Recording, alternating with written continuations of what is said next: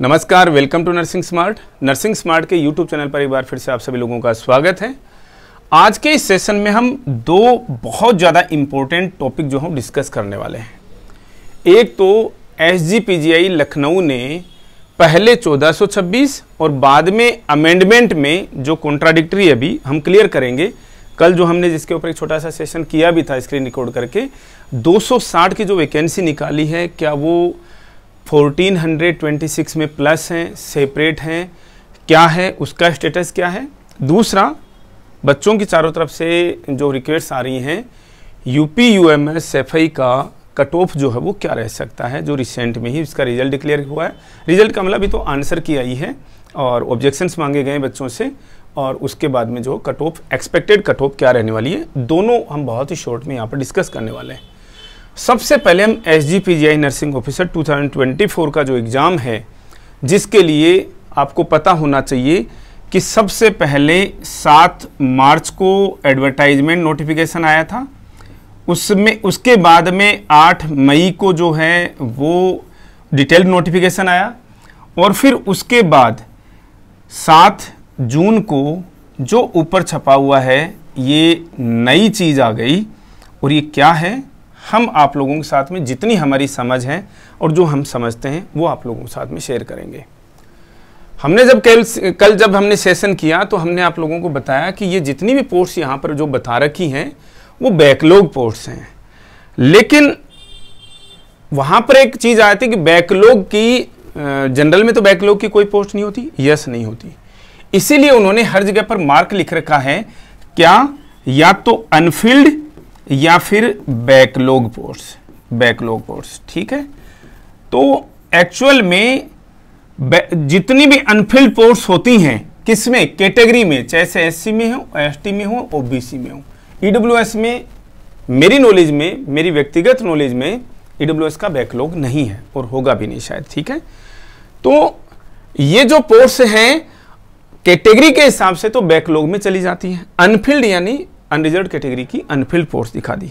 इसका मतलब क्या है और क्या उन्होंने अमेंड किया है, अमेंडमेंट बोल करके। और हमने कल भी बोला था, बच्चे बोल रहे हैं सर अमेंडमेंट लिखा हुआ, शायद आप थोड़ा सा समझ नहीं पाए। ऐसा नहीं है, हमने कल उसका जिक्र भी किया है वहाँ पर। सबसे पहले हम ये डिस्कस कर लें कि जो बच्चों का या जहाँ से भी उनको इन्फॉर्मेशन मिल रही है, अलग अलग यूट्यूब चैनल से या उनके पास जो भी सोर्सेज हैं, कि सर ये तो केवल और केवल 260 वैकेंसीज हैं, ये 1426 पोस्ट तो जो है फिलहाल अबोलिश तो नहीं कह सकते इनको, इनका फिलहाल कोई जिक्र नहीं है। उसके अंदर लिखा हुआ है कि लेटर ऑन डिक्लेयर वो की जाएगी। तो सबसे पहले पॉइंट यही डिस्कस कर लेते हैं। आप हमेशा एक चीज़ समझ के रखिएगा, जब भी पोस्ट आती हैं तो 2 तरीके के रिक्रूटमेंट्स होते हैं। मतलब जितनी हमारी एडमिनिस्ट्रेटिव का मतलब ऐसा नहीं कि हमने कोई एडमिनिस्ट्रेशन, मैं कोई एडमिनिस्ट्रेटर हूँ, नहीं। एडमिनिस्ट्रेटिव का मतलब होता है 2 तरीके की अप्रूवल होती है ऑफिस में। सेक्रेटेरियल ऑफिस प्रोसीजर्स में एक एडमिनिस्ट्रेटिव अप्रूवल होती है, एक फाइनेंशियल कंकरेंस होती है। ठीक है ना, तो उस एडमिनिस्ट्रेटिव जितनी नॉलेज हमारी है, ऑफिस प्रोसीजर्स की जितनी हमारी नॉलेज है, भारत में जितने भी रिक्रूटमेंट्स होते हैं वो 2 तरीके के होते हैं। एक रेगुलर रिक्रूटमेंट होती है, एक स्पेशल ड्राइव होती है। स्पेशल ड्राइव रिक्रूटमेंट्स होती हैं। स्पेशल ड्राइव में आप हमेशा देखना किसकी, बैकलॉग पोस्ट आती है, हमेशा केवल और केवल बैकलॉग पोस्ट आती हैं। रेगुलर रिक्रूटमेंट होगी तो उसके अंदर अनरिजर्व्ड कैटेगरी पोस्ट भी आएंगी, OBC की पोस्ट भी आएंगी, SC की पोस्ट भी आएंगी, ST की पोस्ट भी आएंगी, और आज के हिसाब से EWS की पोस्ट भी आएंगी, और फिजिकली जो डिसेबल्ड पर्सन है विद बेंचमार्क डिसेबिलिटी है तो उनकी पोस्ट भी आएगी।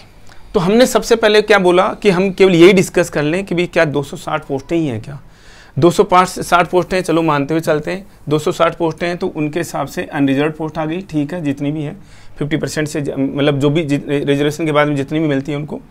SC की पोस्ट आ गई, ST की पोस्ट आ गई, OBC की पोस्ट आ गई, EWS की पोस्ट कहाँ है।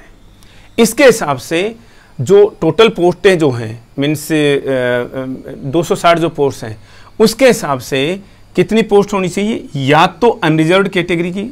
आप देखो अब हर चीज़ में वो आएगा। हमारे हिसाब से यहाँ पर 26 नंबर जो है EWS का भी होना चाहिए था।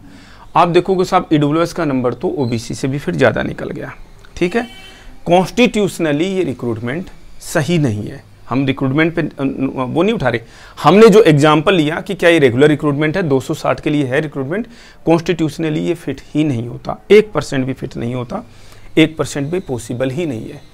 दूसरा हमारा व्यू क्या है, जो हमने आप लोगों के साथ में कल डिस्कस किया है, ये हम बताए थे, एसजीपीजीआई की जो पहले की वैकेंसी का रिक्रूटमेंट जो हुआ है,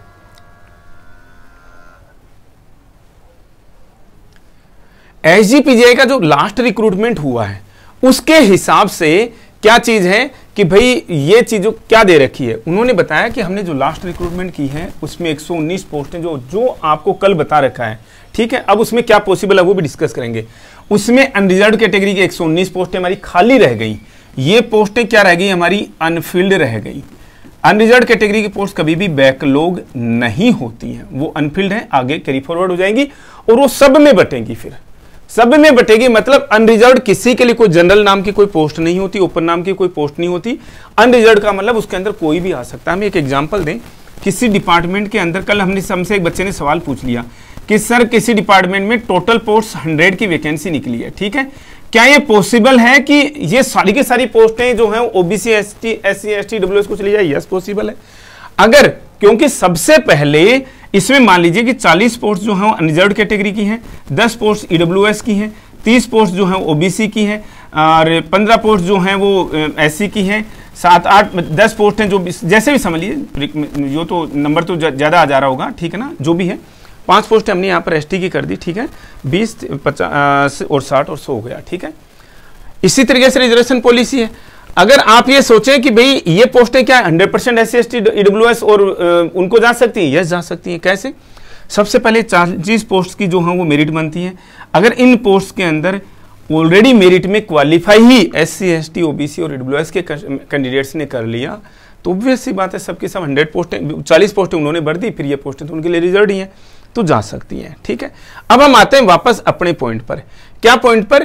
कि भाई इन्होंने जो बताया है, हमारी समझ के अंदर जो बताया कि, और वही ट्रू है, ठीक है ना। अब बात पे आएंगे कि भी 260 फिर क्या है, क्या 1426 पे पक्का ही आएंगी क्या, ये भी हम क्लियर कर देंगे। 119 पोस्टें लास्ट रिक्रूटमेंट में अनफिल्ड रहेगी, खाली रहेगी, जो कि आगे की रिक्रूटमेंट जो भी होगी उनमें सब में भरी जाएंगी, ठीक है ना। उनका बेनिफिट सबको मिलेगा।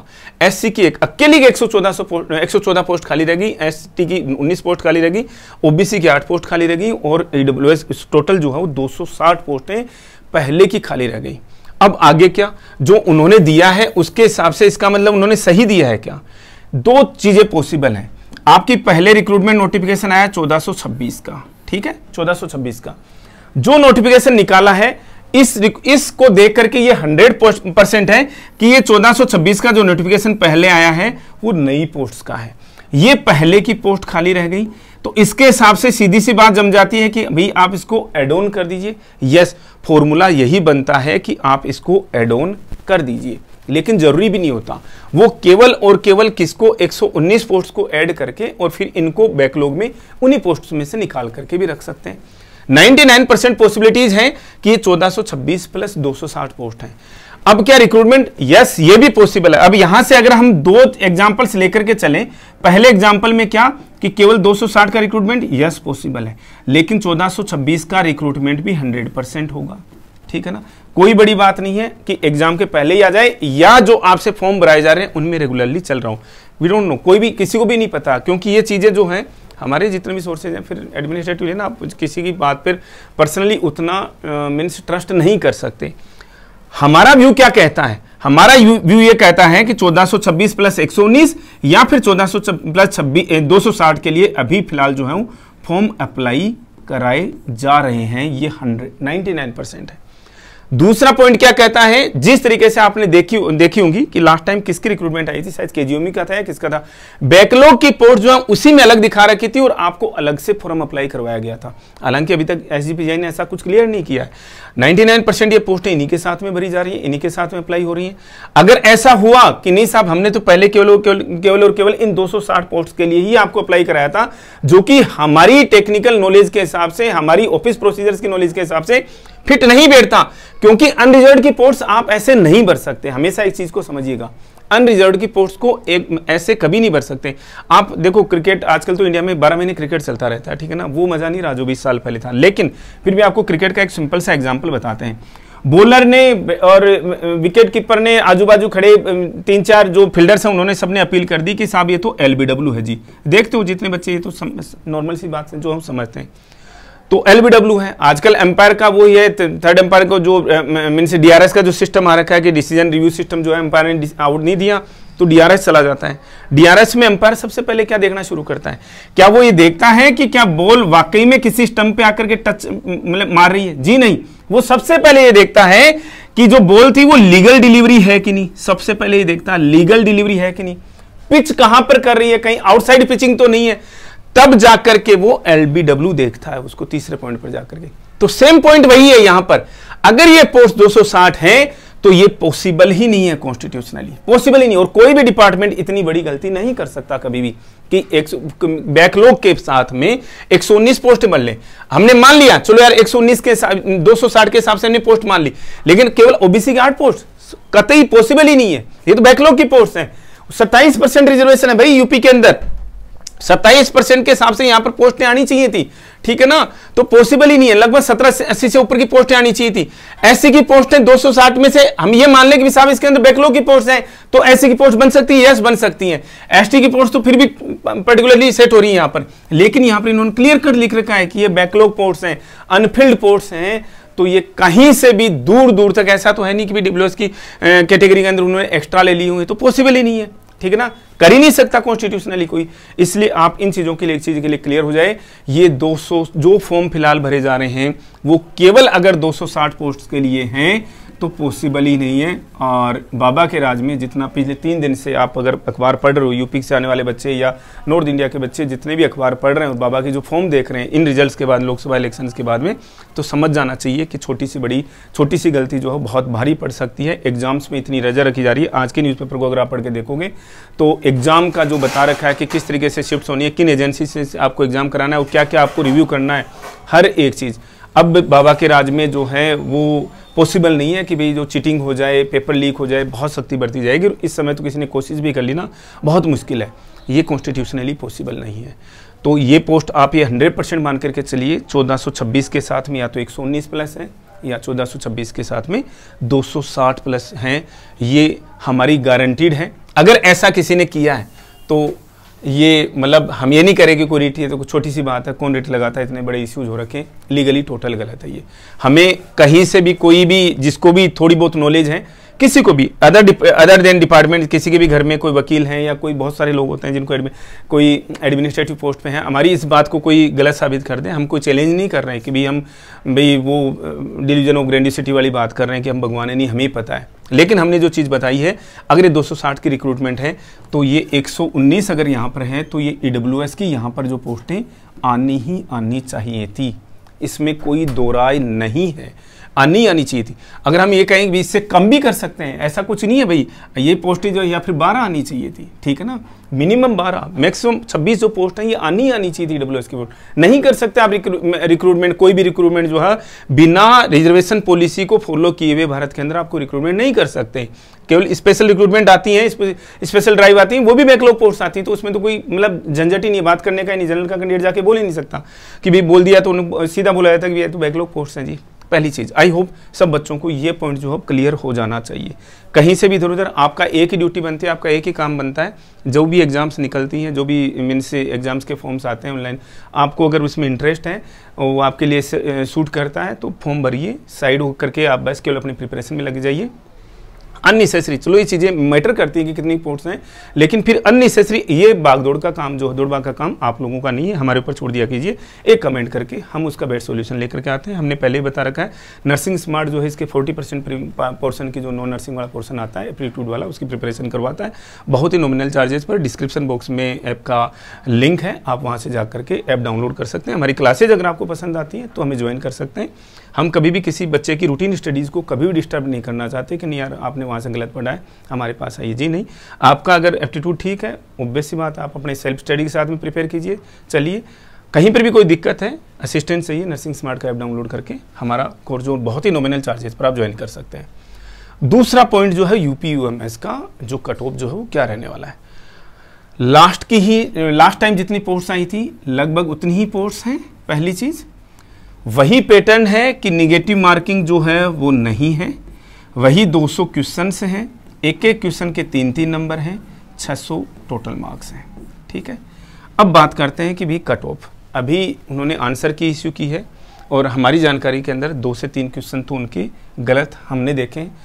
अब जिन भी बच्चों के जितने जितने मार्क्स आएंगे, ऑब्वियस सी बात है या तो प्लस होंगे या माइनस होंगे, मैक्सिमम के प्लस ही होंगे। हायर साइड में मार्क्स जो हैं वो मैक्सिमम के प्लस ही होंगे, कम होने के तो चांसेस जो थोड़े से कम हो जाते हैं। ठीक है, अब एक तो मतलब जहाँ पर निगेटिव मार्किंग होती है ना, वहाँ पर आप स्पेकुलेट नहीं कर सकते। हम एक जो ऑनेस्टली एक चीज़ बताते हैं कि बच्चे हमसे ज़्यादा एक्सपेक्टेशन से देखते हैं, फिर भी हमने वीडियो किया है, रीज़न हम बताएंगे कि भी हमने कई रेंज आपको बताएंगे कि किस किस रेंज में, हालांकि रेंज लगभग सटीक जाएगी, कि वहाँ पर बड़ा मुश्किल हो जाता है। जब निगेटिव मार्किंग नहीं होती है ना, तो उस मीन्स एग्ज़ाम के लिए आप थोड़ा सा मतलब समझ ही नहीं सकते कि भी जो है वो एक्सपेक्टेड कट ऑफ जो हो क्या रहने वाली। लेकिन हम यहाँ पर अपनी उसके हिसाब से जो हमारे पास में फीडबैक अवेलेबल है, 200 पोस्ट जनरल की है, हमें जो लगता है 400 ±5, यानी कि 395 से लेकर के 405 के बीच में जिन बच्चों के नंबर बन रहे होंगे वो हमारे हिसाब से सेलेक्ट हो जाएगा जनरल कैटेगरी के अंदर, यूआर कैटेगरी के अंदर, अनरिजर्व्ड कैटेगरी के अंदर। ईजिली सूट करता है उनको, ईजिली सेट होते हैं यहाँ पर अनरिजर्व्ड कैटेगरी के अंदर। ओबीसी की मेरिट की बात करें तो हमें जो समझ में आता है लगभग 340 के आसपास के जो बच्चे हैं, 335 से लेकर के 345 की मार्क्स जिन्होंने स्कोर किए हैं, वो बच्चा जो है आराम से ओबीसी, ये मेरिट और भी कम जा सकती है क्योंकि इसमें बैकलॉग पोस्ट हैं 30, 135 + 30, हालांकि इससे ज़्यादा नहीं है। तो उसके हिसाब से हमें लगता है कि ये जो 330 तक 325 तक भी आ सकता है, लेकिन 340 का बच्चा हमें सेफ सिक्योर नज़र आ रहा है। एससी की अगर हम बात करते हैं तो एससी में जो हमें मेरिट जो नज़र आती है वो 280 के करीब नज़र आती है। 280 से 290 ये बड़ी रेंज लेनी पड़ेगी, ठीक है ना, थोड़ी सी। 280 से लेकर के 290 की जो रेंज के मार्क्स जो हैं जिस भी बच्चे के एससी की कैटेगरी के अंदर, वो बच्चे हमें सेफ नज़र आ रहे हैं। एसटी में जो है वो यूपी के अंदर बहुत ही कम है, वैसे भी 250 से लेकर के 260 तक के जिनके मार्क्स हैं वो हमें सेफ नज़र आते हैं। ईडब्ल्यूएस बच गई, तो सर ईडब्ल्यूएस को क्यों छोड़ दिया? ईडब्ल्यूएस का जो स्कोर जो रैंक है वो उसमें ज़्यादा नहीं फ़र्क पड़ने वाला है, हमें 330 तक जो है स्कोर का उसका जो है नज़र आता है। ये हमारी जो है एक मीन्स एक्सपेक्टेड कट ऑफ है कि ये कट ऑफ जो है वो यूपीयूएमएस की रहने वाली है। अनरिजर्व्ड कैटेगरी को तो आपको लगभग यही देखने को मिलेगी 395 से लेकर के 405 के बीच में। रीज़न क्यों? अब तक हमने सोच रखा था कि 395 से 400 के बीच में, लेकिन जिस तरीके से क्वेश्चंस जो गलत हुए हैं मीन्स उनके आंसर की में ही गलत है, तो ये मार्क्स जो हो थोड़े से 5-7 ज़्यादा भी जा सकते हैं। 405 का 405 तो नंबर आएंगे नहीं, किसी के पॉसिबल ही नहीं है, क्योंकि 3-3 नंबर का एक क्वेश्चन है। तो ये जो राउंड फिगर वाला है ना, ये थोड़ा सा आप देख लीजिएगा कि सर आपने तो ऐसे उठा के बता दिया आपने, क्योंकि निगेटिव मार्किंग है नहीं, तो ये देख लीजिएगा कि भी मीन्स जो 3-3 के मल्टीपल में ही चलेगा, जो भी स्कोर है उन्हीं में चलेगा। तो मतलब हमने इसके आसपास का जो स्कोर है वो आप लोगों को बताया है। और ये तो बनता है शायद 405, तो 3 से डिवाइड हो रहा है भाई, ठीक है। तो जो भी 3 से डिवाइड हो जा रहा है वो तो बनेगा ही बनेगा। ये कट ऑफ्स जो हमने बताई हैं, कट ऑफ्स लगभग इसी के आसपास में रहने वाली हैं यूपीयूएमएस को लेकर के। फाइनल मेरिट जब भी आ जाएगी, आपके ऑब्जेक्शन जो हों कंप्लीट हो जाएंगे, आजकल का जो भी समय रहा होगा, तो वो देखिएगा। और एसजीपीजीआई के लिए प्लीज़ मत लीजिए आप, बर्डन मत लीजिए 1% भी। जो हमने आपको टेक्निकल चीज़ें जो बता दी हैं एडमिनिस्ट्रेटिवली, वो वहीं पर जाएंगी। और तीसरी चीज़ हम आपको बता दें कि यूपी से इस साल में बहुत सारी रिक्रूटमेंट्स आने वाली है, हद वाली रिक्रूटमेंट्स आने वाली है। इनकी रिक्रूटमेंट्स रिपीट होने वाली है, मतलब यूपीयूएमएस से भी रिक्रूटमेंट आएगी, केजीएमयू से भी रिक्रूटमेंट आएगी, कि आरएमएल और एसजीपीजीआई ईयर एंड तक रिपीट करेंगे एक बार अपनी रिक्रूटमेंट को। जो है वो यूपीपीएससी दिसंबर के अंदर जो है वो अपनी रिक्रूटमेंट करेगा, हालांकि उसमें फीमेल कैंडिडेट्स जो लगभग 90% जो फीमेल कैंडिडेट्स लेता है। और दूसरा उसके अंदर अदर स्टेट्स के लिए थोड़ी सी निराशा है कि वो वहाँ का रजिस्ट्रेशन मांग लेते हैं, मना ही नहीं है, लेकिन एडवांस में रजिस्ट्रेशन मांग लेते हैं, तो थोड़ा सा मुश्किल हो जाता है कि बार बार रजिस्ट्रेशन चेंज कराना। हमने जो चीज़ें आप लोगों को बताई हैं और हम ऑथेंटिक न्यूज़ करते हैं। काफ़ी बच्चे बोल देते हैं कि सर ये तो कहीं पर नज़र नहीं आ रहा, फलाना डिकर जो सरकारी रिजल्ट, पता नहीं किसी बच्चे ने कमेंट कर रखा था। हमें बच्चों से कुछ वो नहीं है, सरकारी रिजल्ट, सरकारी नौकरी वो ऑथेंटिक वेबसाइट से नहीं है। हमारा जो कंटेंट आता है वो एकदम ऑथेंटिक सोर्स से ही आता है। या तो उनकी वेब पोर्टल से हो या वहाँ के ऑफिस से हो, ठीक है। तो हम फेक न्यूज़ या व्यूज़ के लिए, आपको पता होगा अगर हम व्यूज़ के लिए ही करेंगे तो हम डेली वीडियो करेंगे, 2-3 वीडियो कर देंगे और ठीक ठाक कमा लेंगे यूट्यूब पर। हम कभी भी व्यूज़ के लिए नहीं करते, हम केवल और केवल बच्चों को ऑथेंटिक इन्फॉर्मेशन जो है वो रेंडर हो, वो सप्लाई हो, उसी के लिए हम सेशंस करते हैं यूट्यूब पर। इस सेशन में इतना ही, मिलेंगे वेरी नेक्स्ट अपडेट के साथ। Thank you.